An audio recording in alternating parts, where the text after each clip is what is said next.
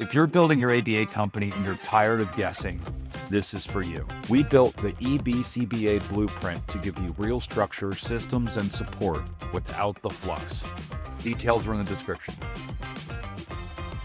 Brandon has been working with our team for what now, a year and a half, something like that? Almost 2 years now. Yeah, and Brandon's the bomb. We send it anybody that needs help with their websites. Once you get through that pre-revenue phase and you're done messing around with it yourself and you want to start doing some solid marketing for your people that are on your wait list, people that you're working with, this is the guy who designs that entire experience. Brandon from Farside, welcome again, sir. Yeah, thanks for having me. Thank you for your time. Yeah, and excited to be here. For sure. Yeah, like Derek said, any questions, like just drop them in the chat. I'll be sure to get to those as we go along. So I'm going to start a little bit more background about me, right? So I was RBT for about 5 years or so. I took my coursework at FIT to become a BCBA. Somewhere along the way, I was like, you know what, this may not be the gig for me. And about the same time I started my ABA job, I started a blog that absolutely nobody was reading. Like I would just have to hold my phone up to people. I'm like, hey, read this. What do you think? But that was the only way I was getting views. And I really got obsessed with the idea, like, how do people get attention online? I'd read that there's blog getting 1 million visitors a month, 100,000 visitors a month, and I can barely get my own family to read this thing I'm writing all the time. And so I really got obsessed with that, right? So I took the next year and a half building this Instagram following, building a Twitter following. I ended up selling the site, selling an Instagram page. But I was like, all right, that was really fun to do. Like, how could I pair this with what I'm doing every day? And so I started looking at ABA websites, and they were generally very bad. And I looked at their social media presence. And there was a big disconnect for me, just because a lot of times on social media and marketing, ABA firms end up talking to each other online. They start talking about mains and prompts and all these other things. And that's not how parents think about their children. That's not how parents think about the issues they're having. And so I spent the last, it's going to be 6 years in May, work with ABA firms on web design, SEO, digital marketing, all kinds of things. And to date, we've worked with almost 200 agencies on a variety of different things. But I'm going to use some of that experience to talk about how we're going to talk about marketing your business. But before I had that job, directly out of college, I worked in sales. I worked in pharmaceutical sales. And our job was there with these smaller pharmaceutical, not big pharma, small pharma, and they needed sales teams. And so my job was a setter, and I would drive around the Bay Area, go in its doctor's office, try to set appointments for these pharmaceutical sales reps to then go pitch them on whatever solution they had at the time. So I got very good at getting my foot in the door with doctors, pediatricians, psychologists, all those kind of folks. And I'm going to sort of distill all that information and all those strategies that I used to use in this presentation. There's one gap in this presentation I do want to point out, right? So I'm going to talk to you how to get connected with pediatricians, the things to look out for, things sort of strategy to get noticed by them. I have not run ABA consultation, right? So maybe that's an idea for Derek and Josh to get somebody over here to talk about the actual consultation once you get somebody on the phone. So once you get somebody in your office talking about services, and as well as a lunch and learn with a doc. So that is the gap in this presentation. I just want to make sure you guys are aware of that. So with that, I'm ready to go. Everybody can see my screen, correct? Yes, sir. All right. So the thing I want you to think about through this whole presentation, your biggest competition is not big box ABA firms, it's anonymity. If people don't know who you are, who you serve, what you do, and where you serve them, there's no way they can say yes to you. There's no way a parent's going to be like, oh yeah, for sure, I'm going to send my kid to your clinic for 8 hours today or 5 hours today, and I have no clue who you are. So all of your marketing is really just to get out of anonymity, right? So whether or not it's actually behavior centers, can you attain all these big agents, all these big firms, the thing that you want to focus on is not them. You want to focus on how do I let people know within my service area, who I serve, how I serve them, and where I serve them. That is the main thing that all your marketing is going to do. And we were talking about Alex and Rosie just before the call, is that there are really two ways to get the word out about your business. Like, you can tell people about your business, or other people can tell them about your business. And there's a lot more other people than there are you. So just try to find ways to help people share your message, find ways to give people the tools to talk about your business as well. And so why local referrals matter, right? So we're talking about this as well. You know what? If someone gives you a personal recommendation or something, you're more likely to follow up with that person. Now, we found that in some studies that people who don't even experience your services, if someone gets pitched them, let's say, for example, oh, I went to REI and got this jacket. It's really great. It's the perfect jacket for me. Even if I don't go buy that jacket, next time I hear somebody talking about a jacket, I'm going to refer them to REI, right? So that's the kind of way that referrals work. So even if I don't actually take part in your services, if someone else that I know personally has a good experience, they will also refer you. So that is how referrals work. And that's why they're super important. And so this presentation is really a 4-part plan, right? So the foundations, we talked about that in our last webinar. I hope you guys had the chance to check that out. And it's really about building a digital presence and building systems around how you're going to go about outreach. I'm going to touch on a little bit that's today, but that's not the main focus. We're going to talk about how to get referral partners. We're going to talk about how to talk directly to clients and ways to do that, and then tools that can help you along the way. So number one, as far as foundation, build a great website, mobile responsive, clear process of how to get started, family friendly, right? You want your avatar, the kind of client that you want to work with, to be throughout your website, right? So if you're early intervention, you should not have pictures of teenagers on your website. If your main focus is you want to speak to moms, like you should have more female images than male images. So whoever you're speaking to, like I have a client in San Antonio, they're right next to a military base. We have a lot of pictures of military personnel. That is their base. You should always have your location and hours. Have your location and hours. I still find websites today that don't have their location anywhere on their site. And I have to Google their area code to figure out, is that where they live or not? Oh, and then number 3, and the last thing is resource directory. How can you serve people before they actually become your client? So they have a lot of payroll service. How can you list those on your website? You should be an expert in your city and what's available to parents, not just ABA services. So have those listed on your website. That's a good way to really show that you care. Optimize your Google profile. Complete all the fields that you can. Weekly updates. So it's not a set it and forget it thing. Google really prioritizes activity on your Google business profile. So set up your profile, make sure you're posting updates. You can, the main thing on this time on our talk is Q&A. You can post a question and answer the question and keyword stuff it. So let's say, can ABA be beneficial to teenagers? And you can say, yes, ABA can be beneficial to teenagers. We at 123 ABA Agency love working with adolescents and teens on a variety of issues. Like you can set up those questions and Google ranks those things. And then monitor reviews, right? We don't want to confirm that we work with somebody, but you want to figure out a way to get reviews on your page. People don't even read. People, for the most part, don't even read what the review says, but they want to know that someone has engaged and had a good experience with you. So everybody in this group, I want you guys to connect. I want you guys to leave a review for each other's businesses on your Google business profile. Drop those links in the chat, and let's get those reviews in. And the last thing, I put this in the bottom so I don't forget, nothing should appear on your Google profile that does not show up on your website. Okay, so the thing is about Google is they want congruency. So if you're talking about ABA services, you're talking about parent training, you're talking about social groups, do not start talking about other services on your Google business profile. You want it to match. That's another tip. Other foundation is creating a profile funnel, right? So I'm not sure if you guys are familiar with the idea of a profile funnel. That is, when I show up to your Facebook page, your banner should say exactly what you do, who you serve, and how you serve them. So let's say, for example, I'll just share my screen. So can you guys see my profile here? So this is an example of a profile funnel, right? So right here, if someone checks out my profile, they know my name is Brandon. I'm helping compassionate ABA firms create amazing websites and automate intake, right? So they know what I do before they click yes to my friend request. And the reason why it's a funnel is because when you click it, the description is my website domain. Okay, so that is where you're driving people. The same thing on my LinkedIn profile. We want to make sure people know what you do right away. Don't share like an abstract picture of flowers or some kid laughing. Like you want to be very clear about what you do. And that's like your personal profile and as well as your business profile. Make sure your bio links work. Make sure there's maybe a link to your intake form if you're at that point, and then always find a way to follow up as quickly as possible. It's really hard to get people's attention if you haven't cherish it and really reward them with responding to them. So the next thing with your foundation is really set your goals. What are you looking to do? Some people say, I want to talk to as many people as possible. But if you're a staff of one, you cannot talk to everybody. So just think of something that's reasonable for you, and then just go slightly more than that. This is going to take a lot more effort than you think it's going to take. It's going to take a lot more time than you think it's going to take. So just account for that as well, right? So it could be like, hey, I want to have 5 referrals per month. I want to have 20 website form submissions. And you want to have a way to track that. Okay, what gets measured gets improved, right? You guys are all scientists. Like marketing is no different. You really want to make sure that you are tracking all of your activities, see what works, see what's not working, see where you can improve.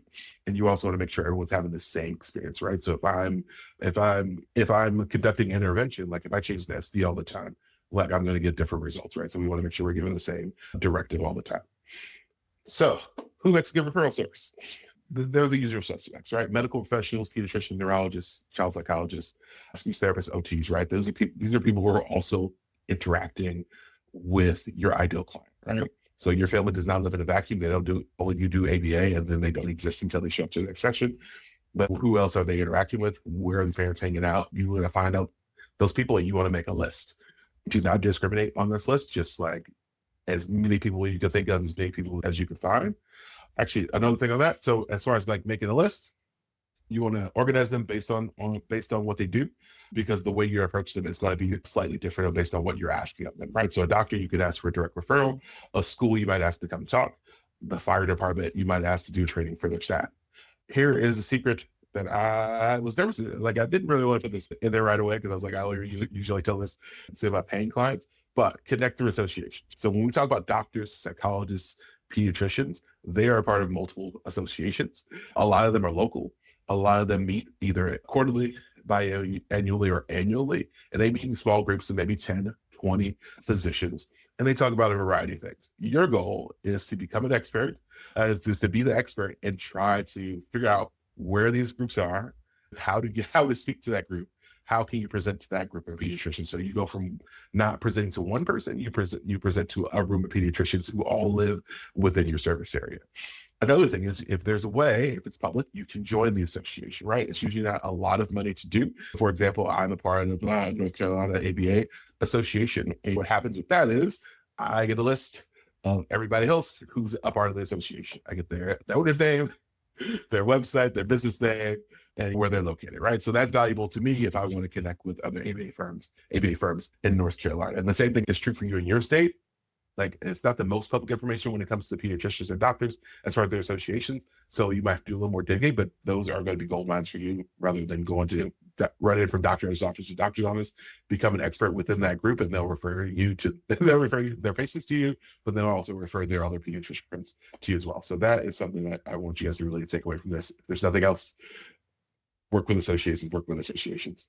So build your referral list. You want to do the research. Okay. You can use Google Maps. You can hire somebody on Fiverr to scrape a list for you. Like, you want to have a list. So there's three ways to do it. You either buy a list, like when we talk about on Fiverr or Upwork, finding somebody to do that. You can also join the association. You can borrow a list, right? So for example, I can say, hey, Josh and Derek, I would love to send an email out to your group. Like, how can I do that? So I can borrow their list, right? I don't necessarily have anyone's email, but I can say on my behalf, can I pay for a sponsorship or your next newsletter or whatnot? Or you could build your own list. And that's something everyone should be doing. Creating lead magnets. I'm going to go too in depth with that, but creating a resource that people can trade their email for. And that way, you want to make it localized. You want to make it specific to your area. That way, next time you have a job posting, you have a list of people that you can post that to, rather than going to Indeed. The next time you have an opening for your clinic, you can post that to the list, and rather than posting it on Facebook or Google. And then prioritize, like, which actions are going to be most beneficial for you, and then delegate what you can, right? You could, like I said, you can hire a VA to build this list, organize the list, scrape the list, or whatnot. Another thing about emailing people, do not use your main domain to cold email people. If your domain is 123aba.com, buy the domain at 123aba.co, and that'll be your sending email. Okay. The way that banning of emails goes, you'll send the email and it'll just never get delivered. They won't tell you, hey, you're a spam email account now. They will just not deliver it. And the same thing with Facebook, LinkedIn, Instagram. Do not send to me messages at the time.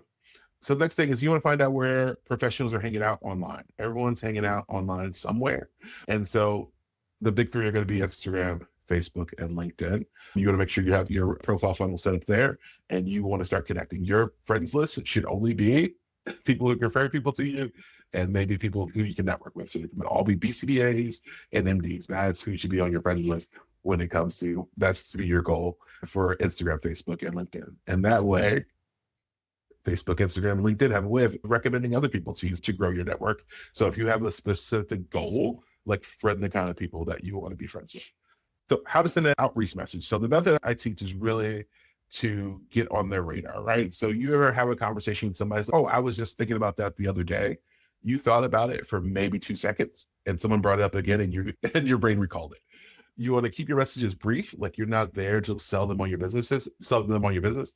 You want to send like a quick message. So the first thing I say is connect with them online, right? Connect on all their profiles. If they have a LinkedIn profile, connect there. If they have a business, wanted to get, oh, it looked like they showed there for a second.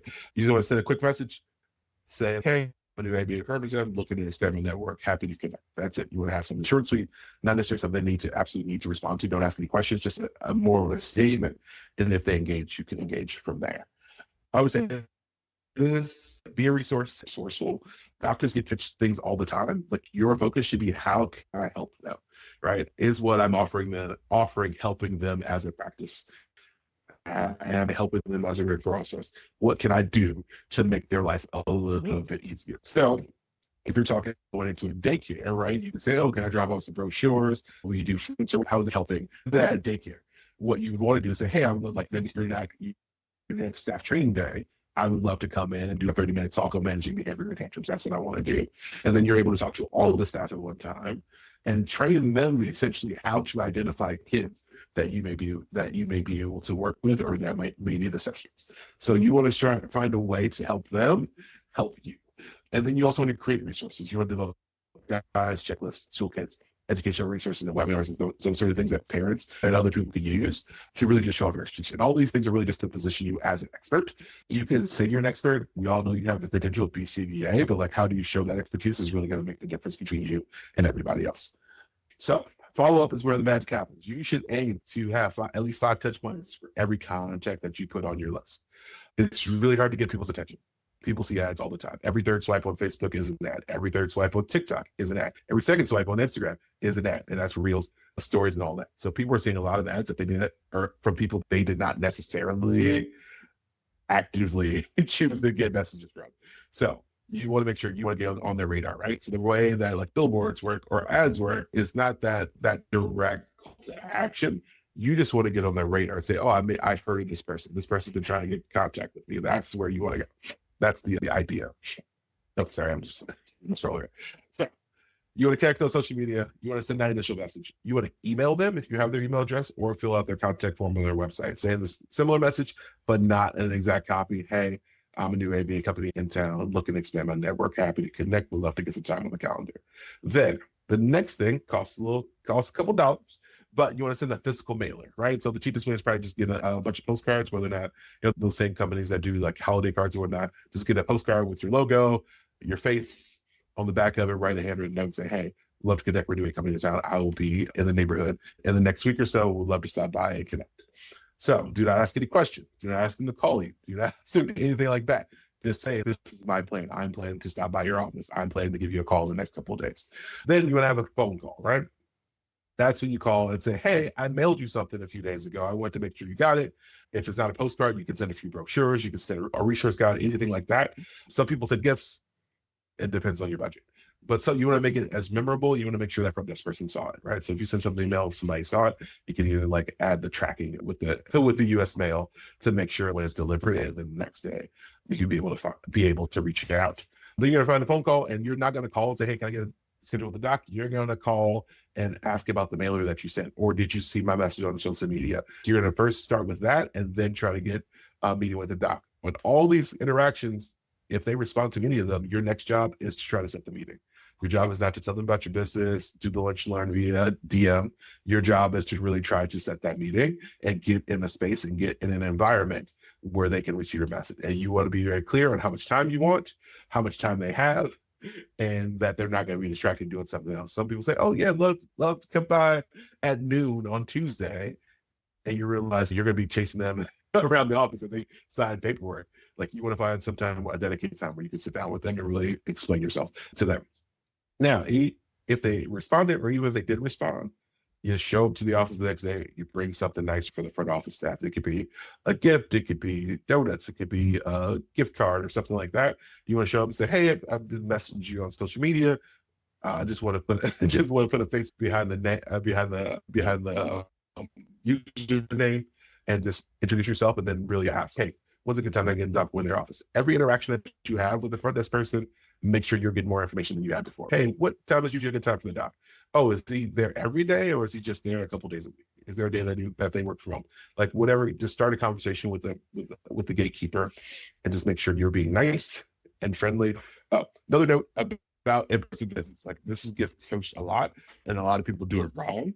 There are lots of different types of office cultures.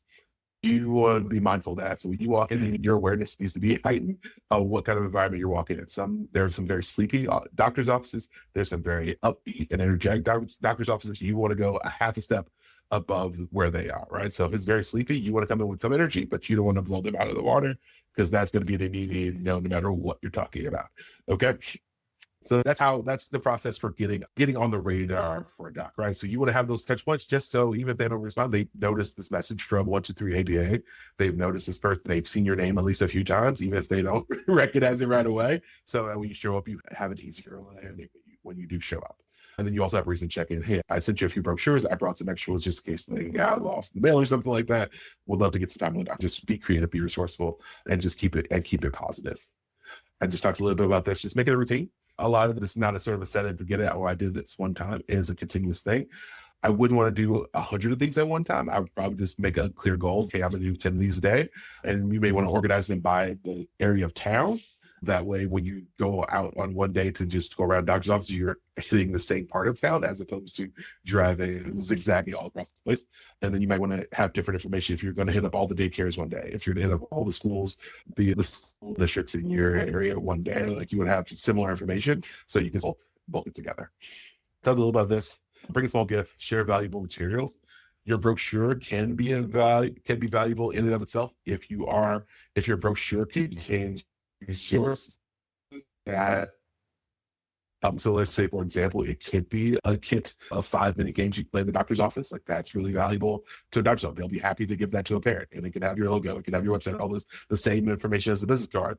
But on the inside, it's a few games that kids can play while they're waiting to see the doc. It can be a resource like, hey, how to deal with potty training, or it could be anything. Like, be creative with this and just test it out. Also, your pitch. You should have a 1-minute pitch, 5-minute pitch, 2-minute pitch, like about your services. Because sometimes the front desk person will ask for more information. Just you don't want to give up the whole game, but you do want to make sure you're piquing their interest enough. And keep going. Collaborate further. So in your messaging, it's not always a direct ask. You may ask to collaborate on content, right? You say, hey, look, it's Autism Awareness Month.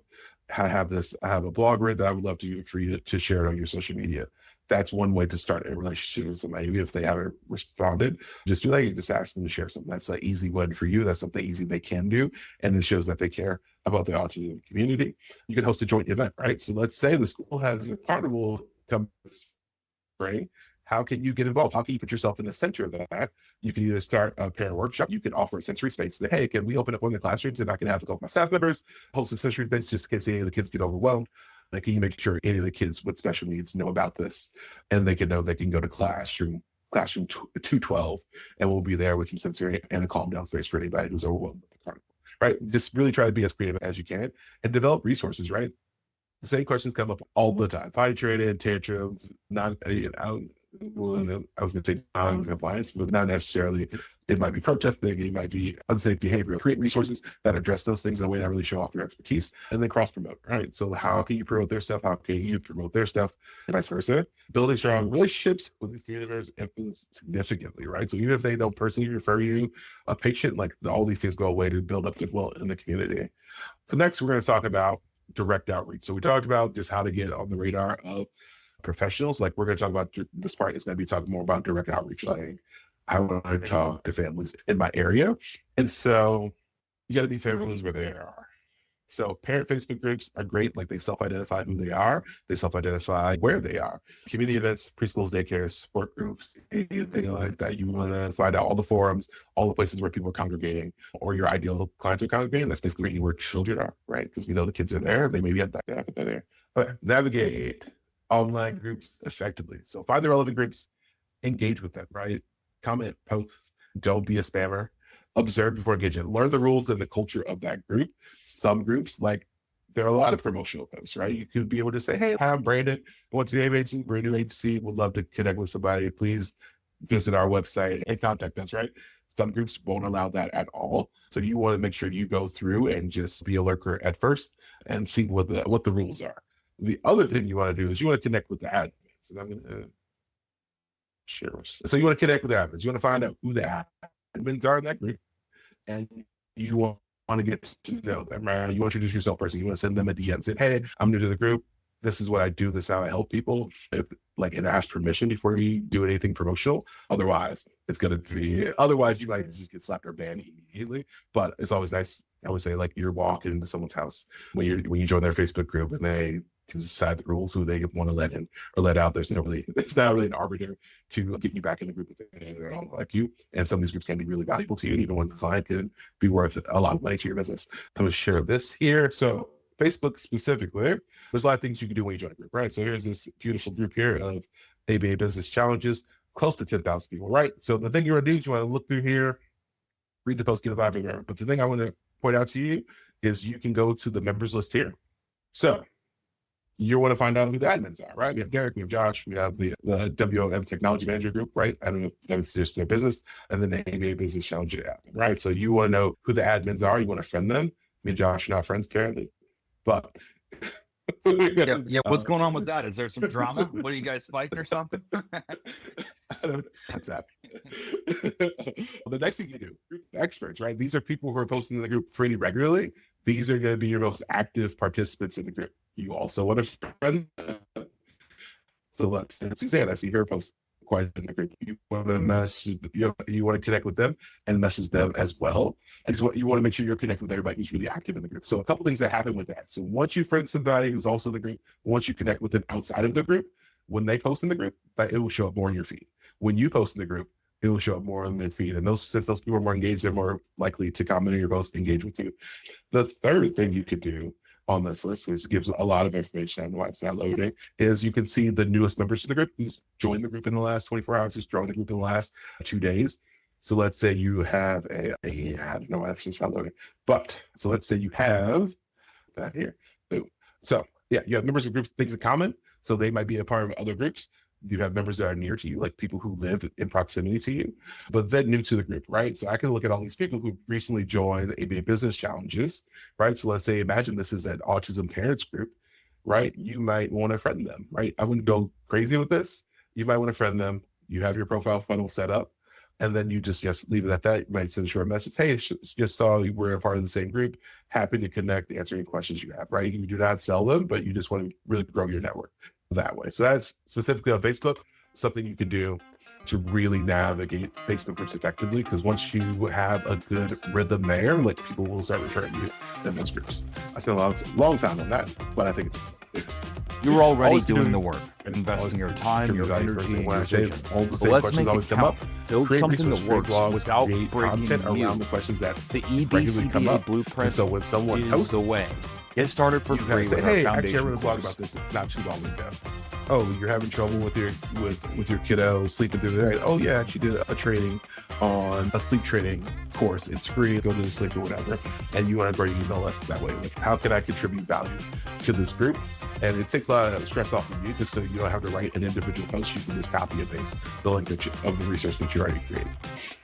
It's a fair question. I've talked about this a bunch, right? Monitor the forums, like search the group, like search the past questions that parents are asking, go back as far as you can go, and then find common themes and create content around there and share resources that can support those people going through those challenges, and update regularly, right? Revisit the content.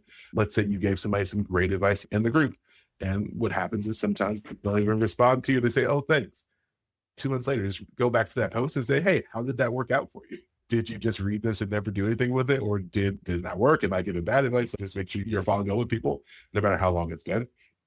I'm gonna stop right there. I put this here just so I can stop and say, are there any questions, or is there anything I can further for y'all? I know I talk fast sometimes. Yeah, you're like lightning speed, man. And I always say, like, you can always tell when somebody's an actual expert, because I know if I snuck into your house at 3 o'clock in the morning and woke you up from a dead sleep, Brandon, can we talk about websites? Yeah, no problem. You can just sit up and start talking about it right away. That's subject matter expertise.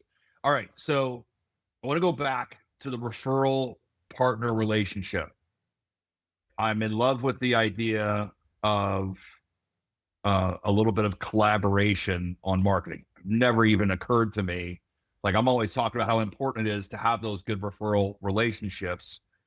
And the reason it's important, so you guys saw the name of our company, like my IT company that I spend about 20% of my time of being the CEO of is WOM. That's word of mouth, because for the first 10 years we were in business, we really didn't do much marketing. It was all just about referrals, but referrals don't last forever. You can't just hang your sign up and hope that people call you. You can't just hope that your clients refer other people to you. You have to actively cultivate your reputation and those relationships with your referral partners, like the people that are going to send people to you. So never occurred to me to have reciprocation there as far as, hey, would you post this on your group or on your page? I'll post it on my page. Like, we can exchange some stuff there. That's a really smart move as far as like the pediatricians and stuff in the area. So give us an example of your best client that you see the most results from. What are they doing to cultivate those referral relationships? How are they working together? What's the best model? Yeah, for sure. So I think the number one thing is, if we're talking about, I'll talk about three different examples, right? So number one is a daycare, right? They're a fairly large daycare. They have 60 kids or something like that, right? But they're cycling in every year or every few months or whatever. They come in like once a year, they do their staff training, right? And essentially that staff training is training the staff on how to identify kids that they be a good fit for their business, essentially, right? But they're also teaching the staff on how to better manage behaviors, which you're an expert in. You can come in and be the behavior expert. If there's somebody who's an outlier, who's showing an increased behavior or unsafe behaviors, you're the person they're going to call. Number one. So those sort of kind of relationships where you become an expert and you're an outside consultant for them for challenging behaviors in your expertise, right? So let's say everybody write that down. So everybody write that down. Doing a daycare staff training for behavior, and that daycare being able to say that, oh yeah, once a year, all of our staff goes through a training program for behavior management, whatever. That's such a huge selling point for the daycare center. And for them to have that in their arsenal for their own marketing, that's brilliant. Okay, so everybody write that down. Go out tomorrow, knock on every door of every daycare center and offer them training for their staff. That's a fantastic idea. All right, sorry, sure. Go ahead. Oh no, I'd say that too as well. That's also a soft way to talk about recruiting staff as well. Somebody who has experience working with children, they're working in a childcare center. A lot of people get burnt out from that sort of type of work. Some people find a real passion in it, and RBGs make more than usual daycare workers by a lot. Casually, like they know about your business, they know the kind of work you do. Oh, like how do you get skilled in this? You can help them find a new career path as well. So that's just a soft way. I wouldn't go in there and try to coach their staff, but it really is a soft intro to ABA. It's that similar to how I got into ABA. I was working at a school, and Mark Piper came there a couple of times with a kid who was having some aggressive behaviors. And I was like, oh, what do you do? Yada, yada. And we just became friendly wherever he came in. And then all of a sudden I was like, all right, cool. I'm like, as summer's coming up, I'm going to be unemployed for 2 months. So what do you got for me? Essentially. Sharon asked, have you experienced daycare seeing you as competitors like stealing their kids? It depends on the relationship, right? So if you have a clinic, they may see that as you stealing their kids, right? But if you're offering to push into their clinic and say, hey, like we're going to have a couple hours a day where we'll overlap with this kid, that's not necessary. That's helpful to have an extra body in the classroom to help with someone who's experiencing some high frequency of behavior. So, and Brandon, I stopped you because I wanted to make sure we highlighted that. But so you had a couple different examples. So the daycare example as a referral partner, please continue your thought. I'm sure you've got more gold in there. Yeah, that's also, I will answer your question here in a bit. So the daycare, so a pediatrician or a doctor, like how can you help them? So number one is you want to treat them as royalty, as I always say. You want to make sure that you think they're the bee's knees as far as like evaluations and assessments and things like that. If you're not the person that does the assessments, like you want to give as much credit to them as you can. You want to say, hey, I want to tell everybody about your business. Hey, is there a way I can help you? You can directly ask them, is there a way I can help you? Or, hey, I'm doing a resource guide for parents in the area. Would love to get your information on there. Is it okay if I do a profile of you on the brochure? They'll have a picture in your resource guide. They'll have a bio bigger than everybody else's. flatter them as much as you can. And then they'll think, oh, wow, like I have this picture, and they're going to share that on social media. Have them on your podcast, have them like write a blog or something like that. Make sure they know they are the expert in what they do. Just because like they're not there always necessarily motivated by money or reciprocal relationships, and that's in medical, you really don't want to be doing that. But you want to make sure the staff feels really appreciated.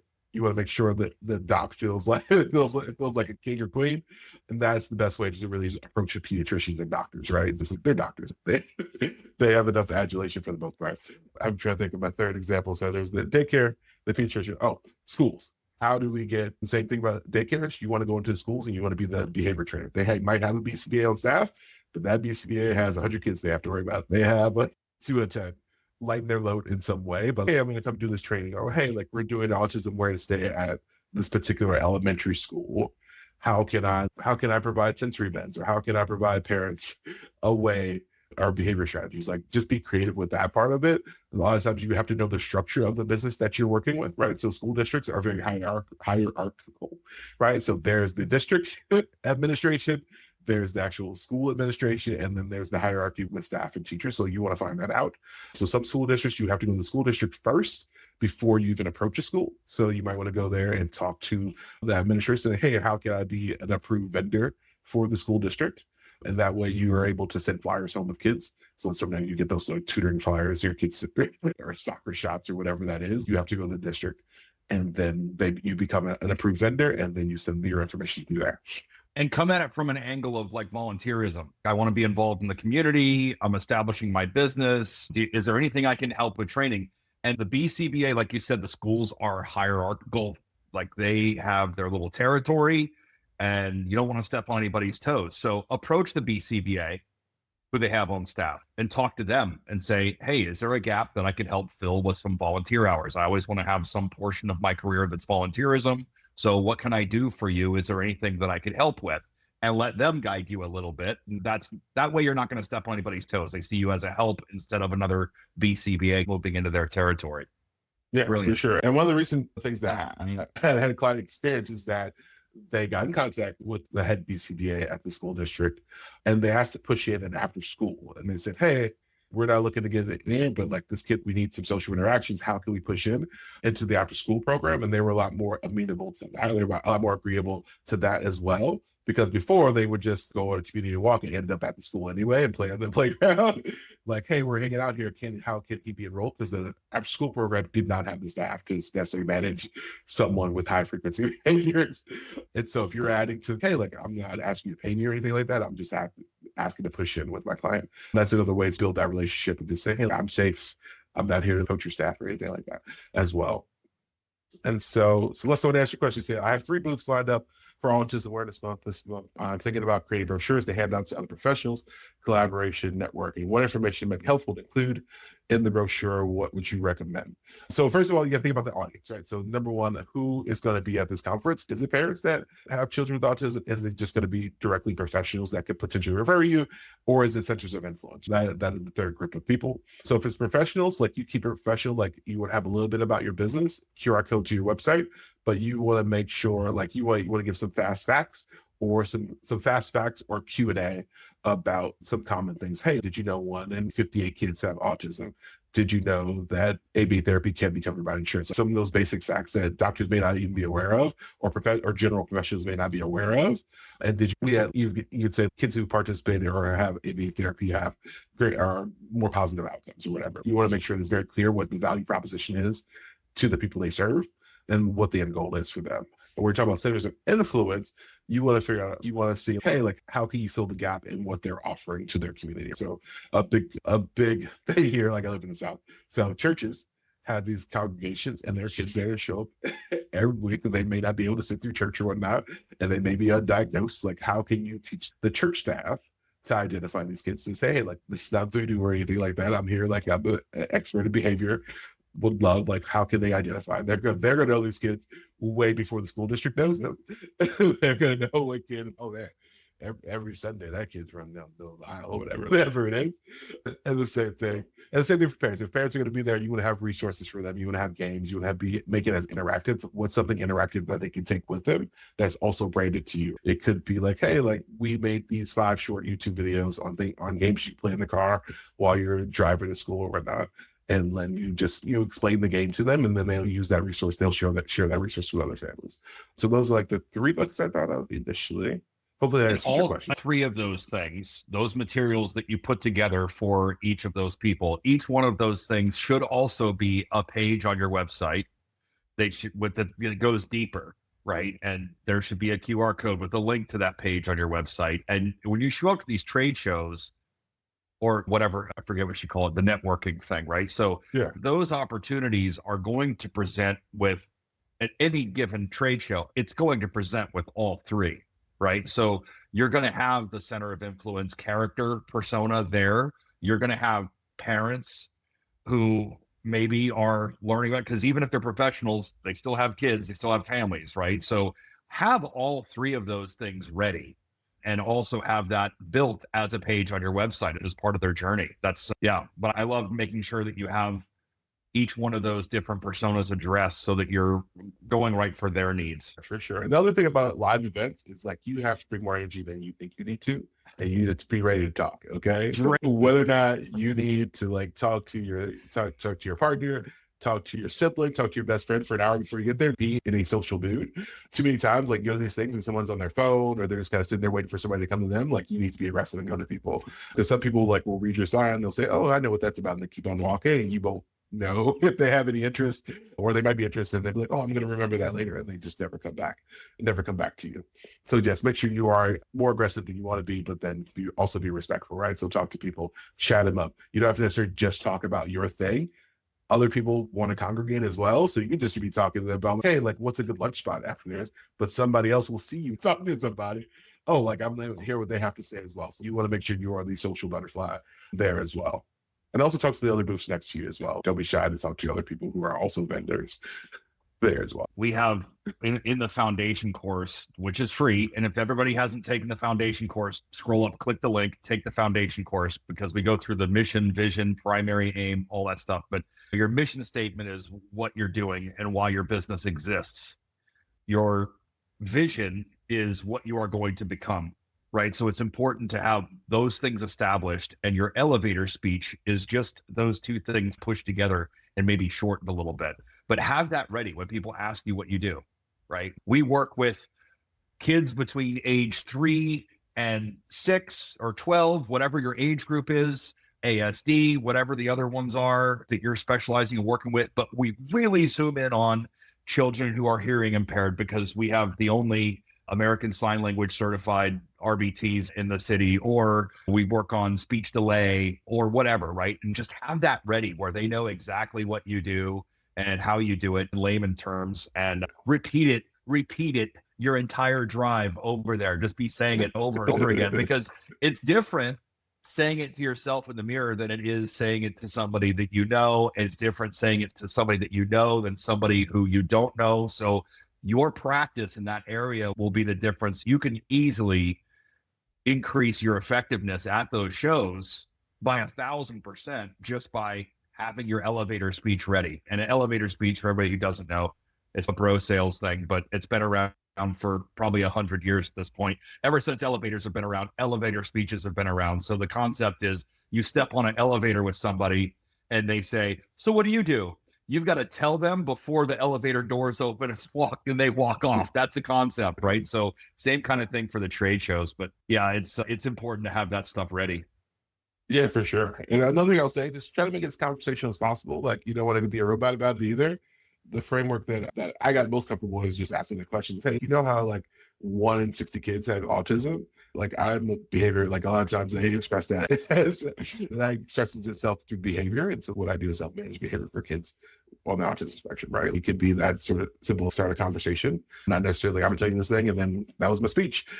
What do? You want to start the conversation, lead them into the conversation you want to go. And you should know everything about that person when they walk away too. If you want to be the most interesting person in the room, all you have to do is ask the other person questions. So you don't need to convince them that you're an interesting person. You just have to show interest in them, and they will say, hey, so tell me about what you do, and actually be genuinely curious, because I've learned more having conversations with people just that I don't know. You just meet up once and start having a conversation with them. And I've learned all about solar power and how you don't need to buy it yet. Give it another 10 years, because I've talked to an engineer about he designed solar panels. He said, oh, they're not like exactly cost effective. I got all this information just because I asked what he does. But he wasn't trying to sell me anything. But those conversations are good. So get used to that. Get out there. Spread your wings and fly, little social butterflies. So yeah, those are always stressful, and they do drain you. For sure. Plan to go home and take a nap after you're done, especially for you guys that are not the most outgoing people. If you're an introvert, you're going to need some rest after. Last thing I'll say about trade shows, just have a way to collect people's information. Like, you can ask for a business card, have a notepad with just like names and emails and phone number, and actually reach out to them and say, hey, I met you at the event. Love that I love that you work in solar. Just want to get connected here. I'm probably going to send a friend request on LinkedIn as well. Grow your network that way. And that way that person has the opportunity to refer people to you as well, right? So they're in solar, they know your behavior. It's an avenue. All right. There's no more question. And one more thing. So we started to talk about this at the beginning, but if anybody's not familiar with Alex Hormozy, he's more of one of the bro marketing guys that are out there. So most of his followers are men, but I did actually share one of his podcasts with one of our ABA owners, and she was like, oh my God, thank you so much. I needed to hear this, right? I listened to it on Saturday morning, and it just changed my entire perspective of things. But he's like a gym guy, marketing. He's got a couple $100 million, like one of those like Grant Cardone type of characters. But last week, and you guys have probably heard me preach this sermon before, and Alex Hormozy last week released a podcast with this almost word for word exact same thing that I've been screaming for the last year and a half or so. But the fact that you are not constrained by demand, we have plenty of demand out there in most cases, and we overlook marketing. We overlook our networking, our referral base, and we don't think we need it because we've got plenty of humans who need our services.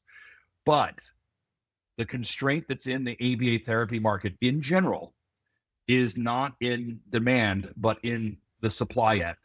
So remember that your marketing, your networking, your referrals, it's not just for the humans that you serve, it's for the humans that you need to serve them.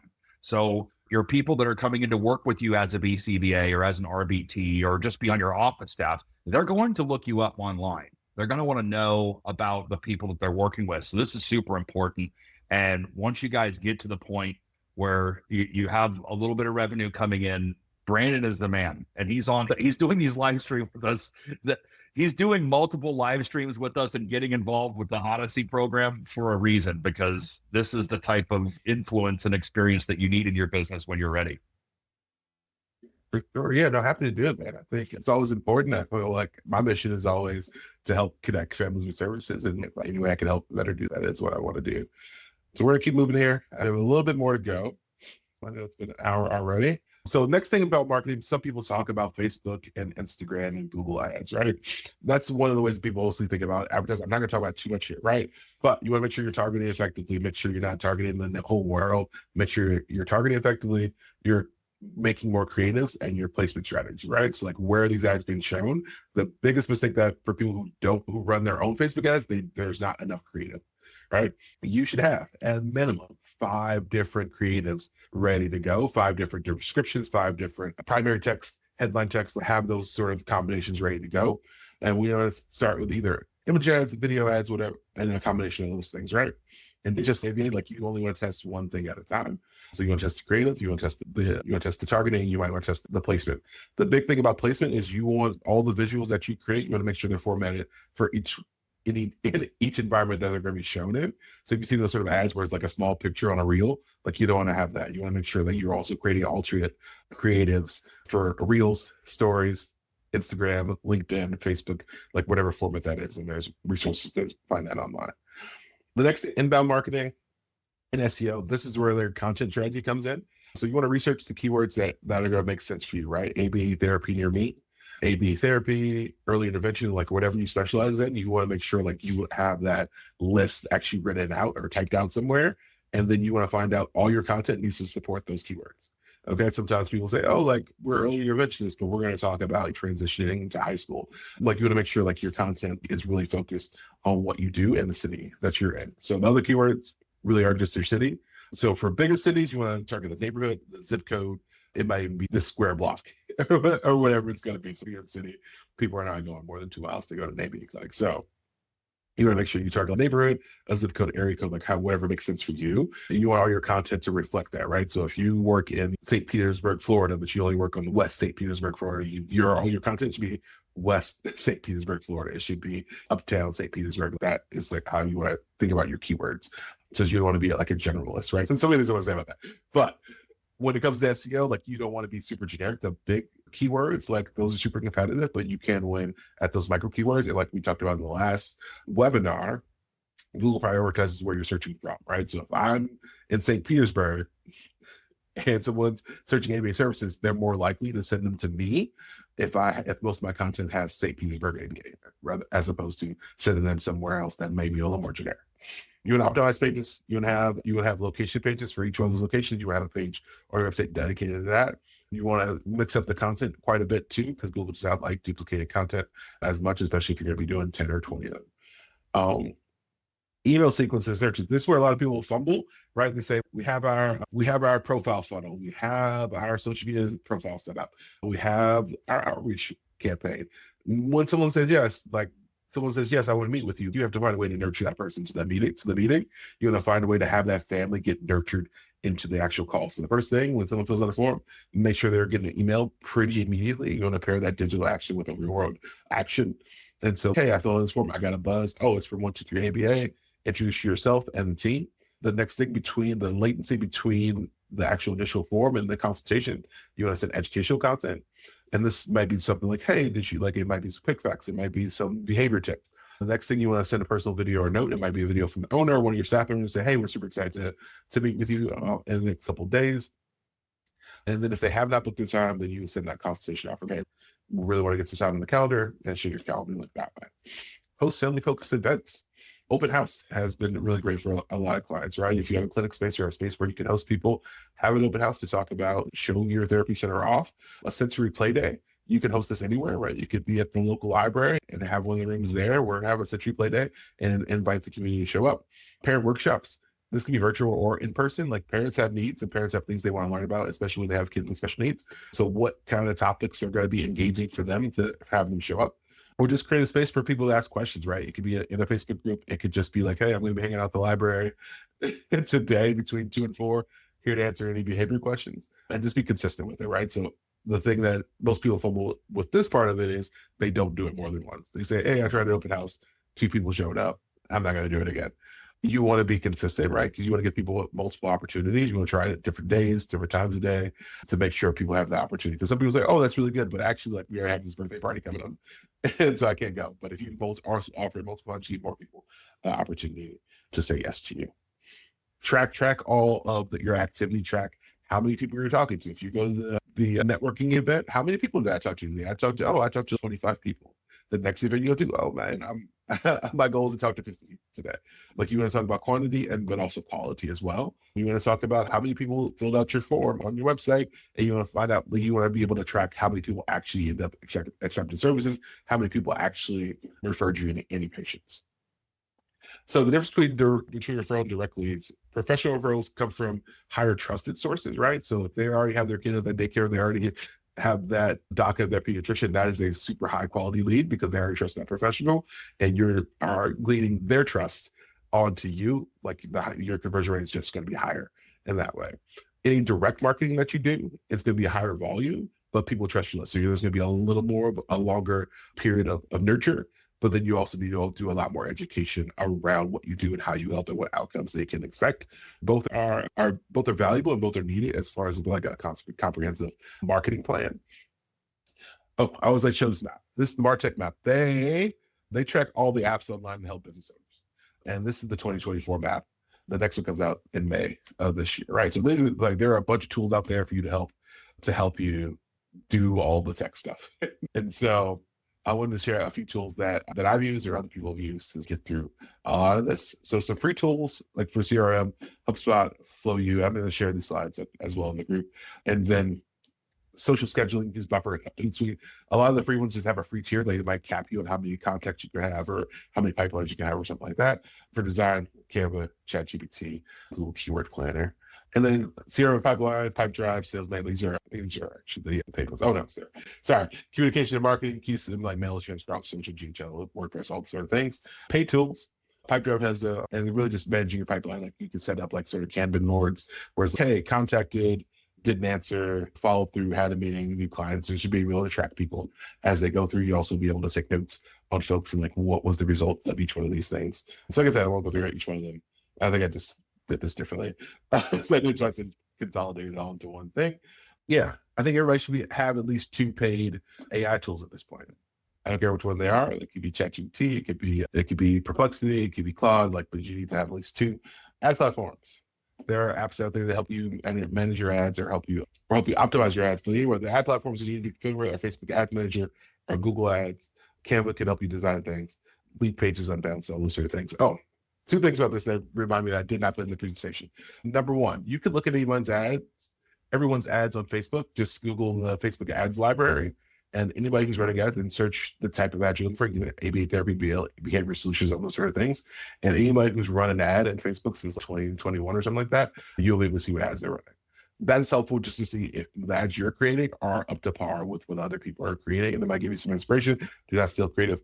The other thing is, what I was going to say, oh yeah, email lists. You want to clean your email list. You want to make sure that you have something like an unbounce or email cleaner, because a lot of times the email that you get from these scraped lists that you have may not be accurate. So you want to clean those to make sure they don't bounce back and cause your domain to be marked as spam. So just short snapshot, like you want to of your marketing tech stack. You maybe have a WordPress website, a interest or SEO merch for SEO sort of analytics and tracking. You want to have a CRM as well, like HubSpot, GHL, Trello, something like that. Growth and visibility, you want to at least be familiar with Google Ads Manager and Facebook Ads Manager. Wistia is a video hosting program. So when you're making these custom videos or these courses, you'll be able to share them on your website. And then marketing communication, like you want to have an email sender where you can able to schedule out these marketing newsletters. And so generally this usually takes about a 3-week process to get the referral partner aspect of this started. So you want to take the first week to really just build out your list, take your time and really just do a good job of creating the list and make sure you have accurate information. You might take a couple days to optimize your profile and create your tracking list and how do you want to track it. And then until you start your initial outreach, don't do more than 20 a day. So Facebook, Instagram, LinkedIn, I think they cap you like 25. After 25, like you might run into some issues with deliverability. And then while you're starting that, you want to start your follow-up sequence. Like, how do I message them? All right, now I'm going to go to all their websites and fill out the form. Now I'm going to go to all the next week might be a bunch of phone calls. So just make sure you're planning this out and batch it as you can. You don't want to be reckless with all this. Nurture relationships that matter. The most successful agencies lead with generosity. Like they are generous to their community, almost to a fault. So give first. How can I help these people? How can I help them without them giving me any money? How can I help them? How can I help them without them being my client? How do I build community around my business? And how can I put myself in the center of the autism community? Any questions on that? I think I'm here to answer any questions. Oh, like I said, I can talk about this for days. A couple things. If your town, your city does not have an autism day, you are now the organizer of that autism day. I'm sorry. I'm happy to tell you that you're now the organizer. So you can have it at the city park. You want to get as many resources in one spot to help the autism community. If that's too much for you, you now own a magazine dedicated to the autism community, specifically for your city. So like Durham Autism might be the name of the magazine, and you just want to have a way to put yourself in the middle of the autism community. And those are 2 really good ways to do it. That is what I got. Thanks, Celeste. Any questions? I'm here to hang out for a little bit. I think the overall takeaway here is get involved digitally, get involved in your community face to face, person to person. If these people know you and they've seen you, you're going to be the first thing that pops in their mind when they think somebody who needs ABA therapy, right? Absolutely. That is the goal. And Google and Facebook and all these different ads, it's getting People are searching for stuff less. And when I say they're searching for stuff less, they're spending less time typing in stuff on a computer. Like, how do I get ABA therapy? Probably nobody is Googling that unless they have a direct diagnosis from a pediatrician. The name recognition is so important. So even when you're naming your company, you want to make sure that you're thinking about, is someone going to remember this name? Is my name actually descriptive of what I do or who we serve? And when one of the examples, I think Gary Vee said it, like, nobody's going to say, hey, Alexa, do a Google search for air conditioner repair in my area. They're going to say, hey, Alexa, call Mike's Air Conditioning, because they've seen the trucks running around town, or maybe they met Mike at the grocery store or whatever. That's what they're going to do. So you want to plant that seed in somebody's mind where when they think, I'm a recovering garbage man. So I literally used to run a garbage company, right? So I used to think, like, when you think trash, I want you to think about me. It was, my business card was a garbage can, right? Oh, it's the guy with the garbage can business card, right? Just making sure that you plant that seed and that it's there for a long time, and that you're going back and you're watering it and taking care of it as it grows with those referral partners, with your community. I think the Autism Day thing is brilliant. It's really getting your name out there, and people will start to recognize you. I ran the Christmas parade in our town for years, and people would say, oh yeah, do you go to the Christmas parade? Yeah. Oh, I'm the parade guy. I run the whole parade. Oh, no kidding. Like, even if you just are doing something in your community that's large enough that people know what it is, they pay attention to it. These are other ways that you can get involved, not just on the autism side either. Just getting out there and being involved is going to get your name out there and help your networking. Yeah. And the piggyback on that a little bit is, anytime you talk to somebody, don't overwhelm them with the things you do. Just pick one thing that you want to talk about. So you can say, oh, we do parent training, and we do behavior management, and we do IEP consultations. You want to talk to them about one thing, just pick the thing. And this is the thing I want to be known for. And that's going to help you. That's going to help them remember you, right? I think they did something with kids, but it's jumbled. So just make sure anytime you're pitching somebody at an event, at a doctor's office, anything like that, you're pitching them on one thing that you do, or one hyper-focused thing, and not necessarily a myriad of things that you can help them with, even though you can't. How do we hire you? How do we hire you? My 1 minute pitch. All right. Part of HCs. So help them grow through web design, SEO, and digital marketing.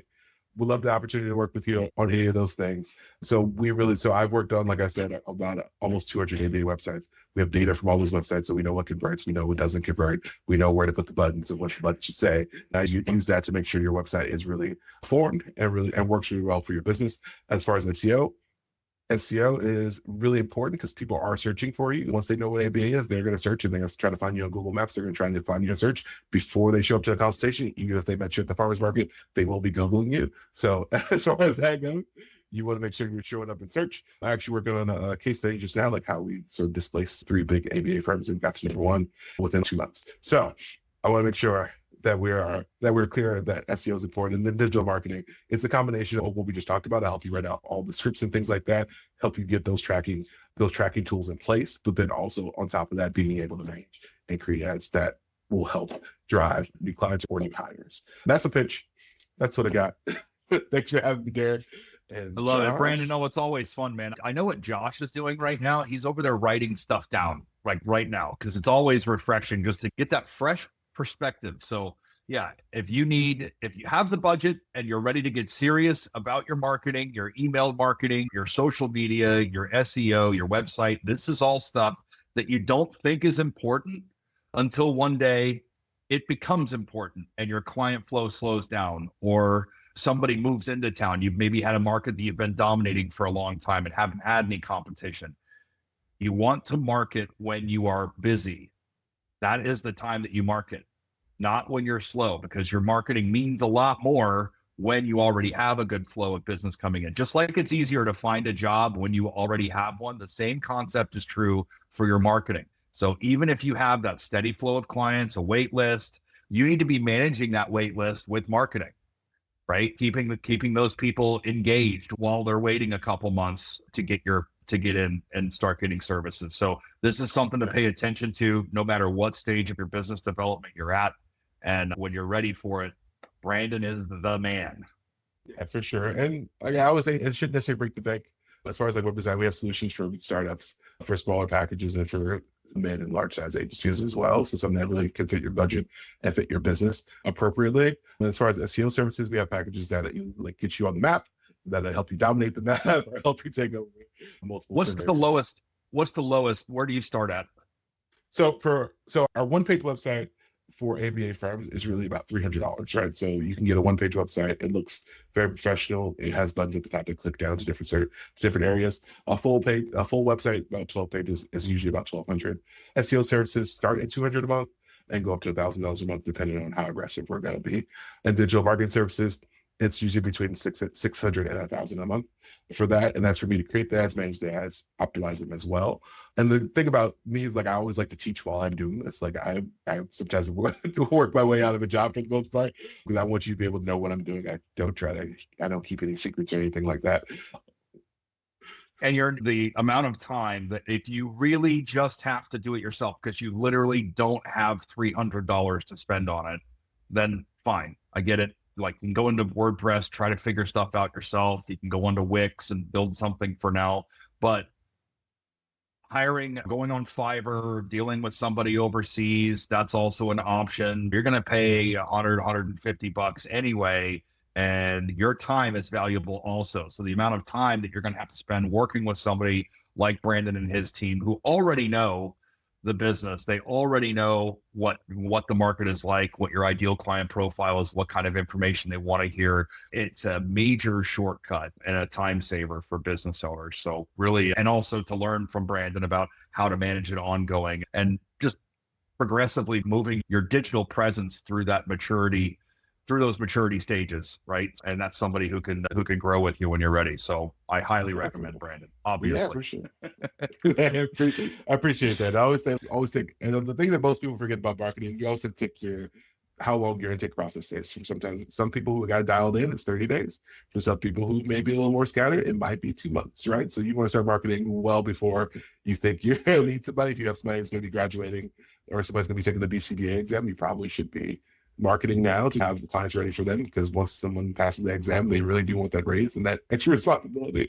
And the same thing, and usually it cycles too as well, right? So this time of year, people are graduating college. You have a whole crop of people looking for jobs right now, and so just think about those things that are seasonality, or those things that are fairly seasonal as well. I love it, man. I know we went over time, but there's just so much to talk about, and it's so helpful. And I think, this is really great. I've learned, sure. Josh has learned. I think everybody here has gotten a lot of great information. So as always, reach out to Brandon, at hellofarside.com. Obviously the website's hellofarside.com. Highly recommend that. This is one of the first things on your list, either pre-revenue or post-revenue. Once you've started operating, this is something that I definitely recommend putting some time and treasure into, because it will return itself to you tenfold at least. So thank you, Brandon. Yeah, thanks for having me. Thanks, everybody. We love you guys. We'll see you on the group. You're already doing the work, investing your time, your energy, and your vision. So let's make it count. Build something that works without breaking you. The EBCBA Blueprint is the way. Get started for free with our foundation course.